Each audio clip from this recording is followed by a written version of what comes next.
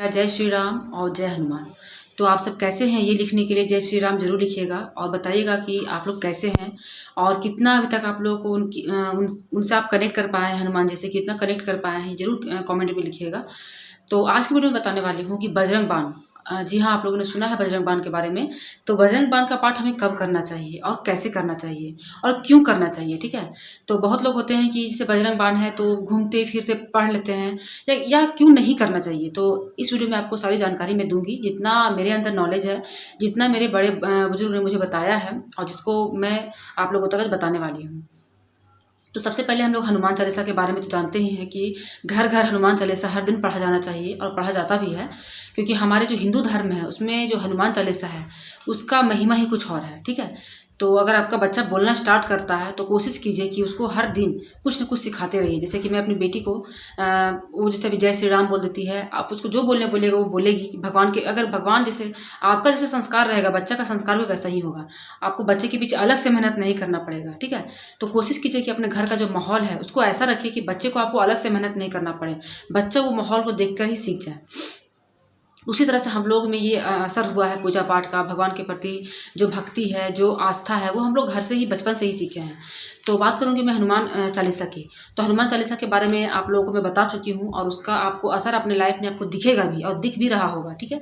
और अगर अभी तक नहीं दिखा है तो थोड़ा सा और आपको कोशिश करना है। ऐसा नहीं कि आपको भक्ति कर रहे हैं तो आपको तुरंत फायदा मिलेगा, नहीं, आपको और कोशिश करना है। अपने आप को कनेक्ट कीजिए। कभी भी ये मत सोचिए कि आपका ये चीज़ पूरा हो जाए तभी आप ये काम करेंगे, नहीं। आप किसी भी चीज़ को हमेशा मांगने पे मत रहिए। आप भगवान से बस इतना प्रार्थना कीजिए कि भगवान आपको हमेशा खुश रखें और वो भगवान खुद देखिए कि आपके जीवन में क्या तकलीफ है, भगवान को क्या देना चाहिए क्या नहीं देना चाहिए, वो भगवान खुद डिसाइड करते हैं, ठीक है।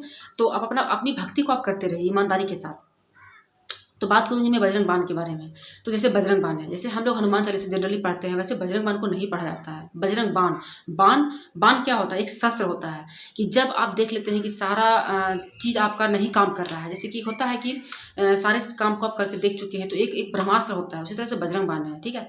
आपका कोई भी काम, जैसे कि अगर आप में नेगेटिविटी है, आपके घर में नेगेटिविटी है, आपके परिवार में किसी के साथ नेगेटिविटी किया हुआ है, या कोई भी जो काम है वो मतलब बन ही नहीं रहा है, आप हनुमान चालीसा ही बहुत करके देख चुके हैं और लगता है कि आप सक्सेस नहीं कर पा रहे हैं, तो आप बजरंग बाण कर सकते हैं। लेकिन इसका ये है कि आपको एक भी मीनिंग गलत, मतलब एक भी जो अक्षर वो गलत नहीं होना चाहिए।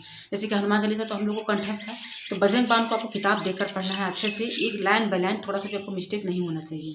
और विधि रहेगा जल, वही आपको जल रख लेना है और आपको पढ़ना है और आपको जिसको पिलाना है उसको पिला दीजिए।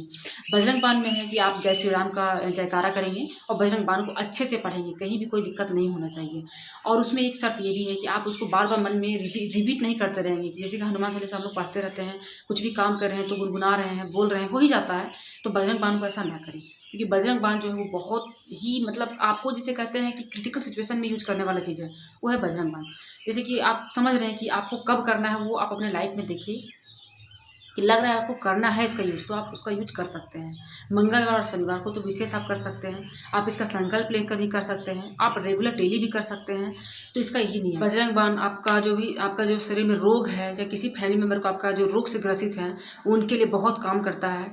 या कोई भी आपके घर में कोई नेगेटिविटी है, जैसे किसी के पीछे नेगेटिविटी किया है, या अगर आप बहुत नेगेटिविटी से परेशान हैं, आपको डर भय लगा रहता है हमेशा, तो आप बजरंग बाण का मतलब पढ़ सकते हैं, बजरंग बाण कीजिए आप। या आप बहुत कुछ संकट में पड़े हुए हैं और उससे बाहर ही नहीं आ पा रहे हैं, आप लाख कोशिश कर लिए हैं, देखिए लाख कोशिश कर लिए हैं, उसके बाद आप बजरंग बाण पढ़ने की एक बार पढ़िए।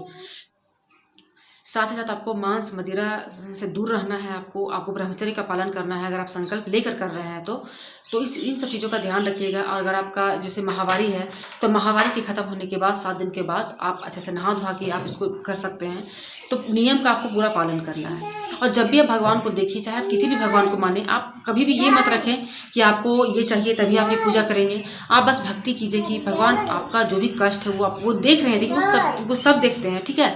आप उनसे बस कनेक्ट होइए कि आप तो सब देख रहे हैं, आप खुद ही डिसाइड कीजिए कि आपको क्या देना है, क्या मेरे लिए अच्छा होगा या क्या मेरे लिए गलत होगा।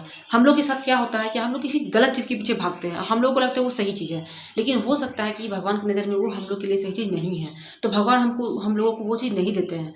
तो देख लीजिए, अगर कोई वैसा चीज़ है और जिसके पीछे आप बहुत भाग रहे हैं लेकिन आपको वो चीज़ पूरा नहीं हो रहा है, तो आप सोचिए कि वो चीज़ आपके लिए नहीं है, आपके लिए भगवान कुछ अलग कुछ सोचे हैं। तो ये सब सोच कर अगर आप पूजा पाठ करेंगे तो देखिए आपको क्या होगा कि आपके मन में शांति मिलेगा।